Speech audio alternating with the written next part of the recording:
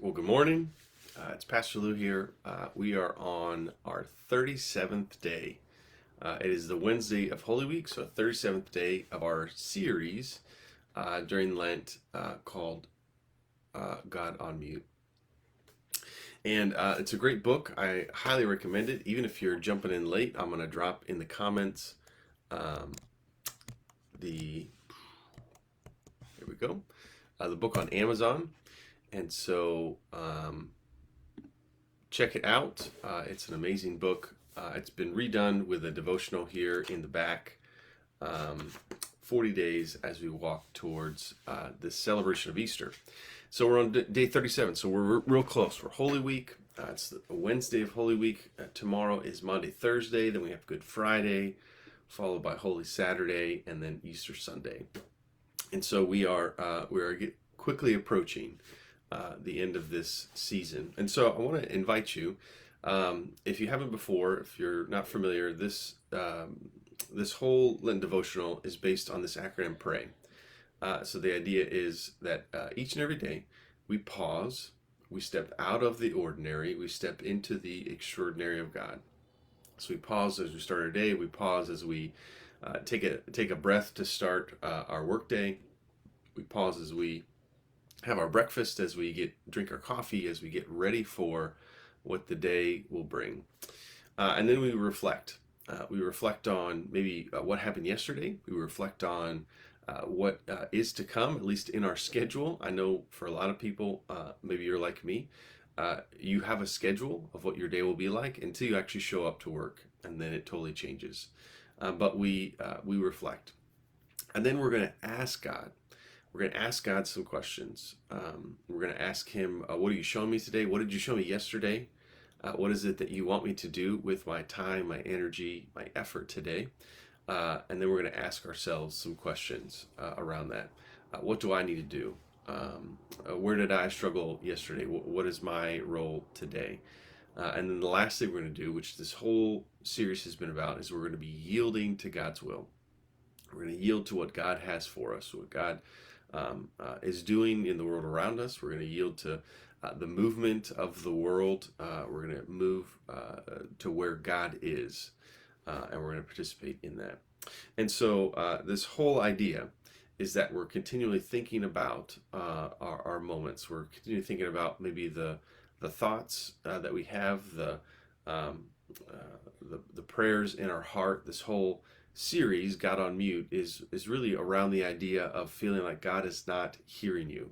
God is not responding to what you're asking of Him. God is not answering your prayers maybe the way that you want. And so how do we step outside of that narrative where God doesn't listen, God's not there, and how do we step into a story where we're actively looking for where God already is, and we're moving to Him, and we're finding the answers that He is showing the world, instead of really just trying to get God to answer our very specific or a very detailed prayer or request. And so, if I know we've talked about it before, but the whole book is written out of Pete Greig's experience. His wife became very ill. They prayed and prayed. They had some very dark days through her illness. And they felt like God wasn't listening. God wasn't speaking to them in that, and the struggle that they had. And so today, like I say, day 37, we're talking about the eternal prayers. There's actually pretty powerful imagery here. And so I want to start with Psalms as we pause. Psalm 61, verse 1 and 2. I want to read it to you this morning. Hear my cry, O God. Listen to my prayer. From the ends of the earth I call to you. I call as my heart grows faint.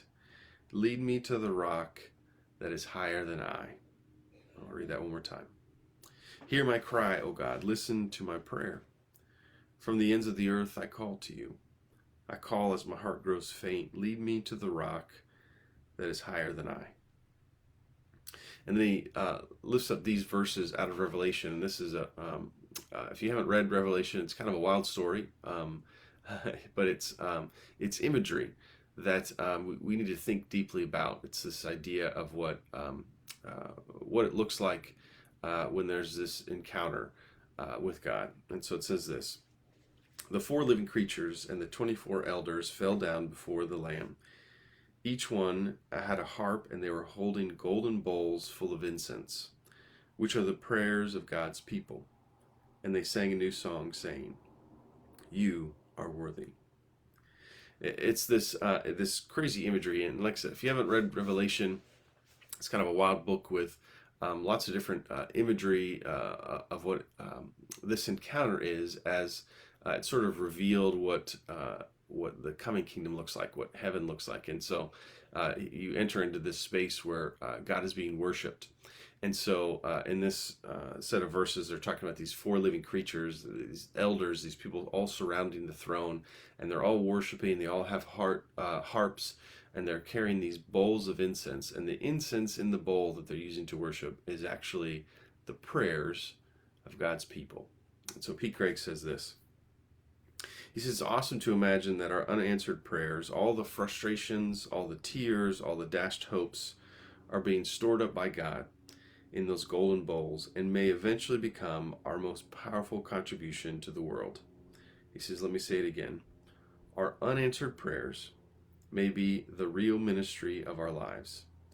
As Tim Chester, the Message of Prayer, the writer of the Message of Prayer, put, he says, prayers we think of as directed to the present are in fact being stored up to be answered on the final day. Now, there's lots of questions that I have when I read things like this, because it seems like, are we just creating reasons? Are we creating sort of logic to explain why God isn't listening, to explain why our prayers aren't being answered? Are we trying to justify maybe things not going our way? But here we have scripture that tells us that these unanswered prayers, these prayers are being stored up and used in worship, that in the end, when all creation is reconciled to God, that prayers are answered, that maybe are held for quite some time. And so then we want to ask this question. So ask ourselves this question. The prospect of pain contributing to some other miracle at some point, at some time, for someone else, may not be very comforting right now. But isn't it reassuring to know that my prayers are not wasted? That our prayers are not wasted? That they're accumulating credit in heaven? That every single one is remembered, is cherished, and ultimately deployed by God? Our prayers are not wasted. Our prayers are not wasted. Asking ourselves the question, are we okay with the idea that my prayer is not answered, but it's not wasted? And then we ask God this question. We ask God, we do that same prayer that we've prayed over and over again. Maybe it's for someone who needs healing. Maybe it's for a broken relationship. Maybe it's for our own stuff in the world. Maybe things that have happened to us where we need healing. Maybe it's our thinking that needs to be changed. Maybe it's our heart that needs to be softened. Maybe it's for peace in the world. What is that prayer that is continually on your heart over and over and over again? He says, pray that prayer you've prayed 1,000 times before, but this time picture it rising up like incense from one of those great golden bowls that's before the Lord. What would it look like for you to think of prayer in a different way? There's some powerful stories out of the early sort of desert monks, the people that really escaped some of the craziness of the world and went to be in solitude and silence, to be in prayer with God, to listen very deeply to what God was saying. They removed themselves from a kind of a broken world. They removed themselves from a broken church at the time. They removed themselves from temptations, and they removed themselves from just really, at that point, the church and the world looked very, very similar. And so they went out and they found themselves in solitude. They found themselves totally alone, and they spent time in prayer. And what many of them found is that what was most powerful for them is to pray a simple prayer. Not anything complicated, not anything difficult, not anything eloquent, but a simple prayer over and over again. One that, as they spoke it over and over, as they said it with their mouth and then they meditated on it, they began to pray that prayer with their heart. And so they talk a lot about they were continually in prayer. And so they would work, they would do things, they would craft things, and make all kinds of things.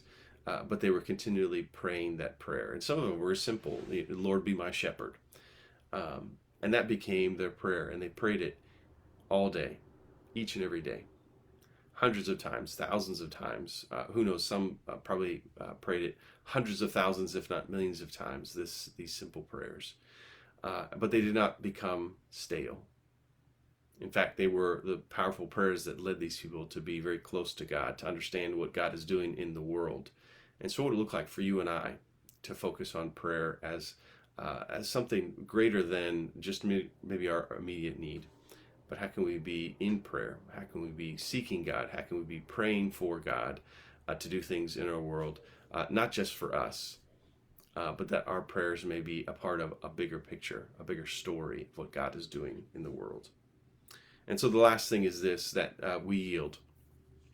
And this is always the most difficult part. I don't know if it is for you, but it is for me, to yield to what God is asking me to do, to what God is doing in our world. Sometimes I have an idea of what I want to do with my life, of what I want my ministry to look like, of what I want my schedule, my family, all those different things to look like. And then God says, no, this is where I'm moving.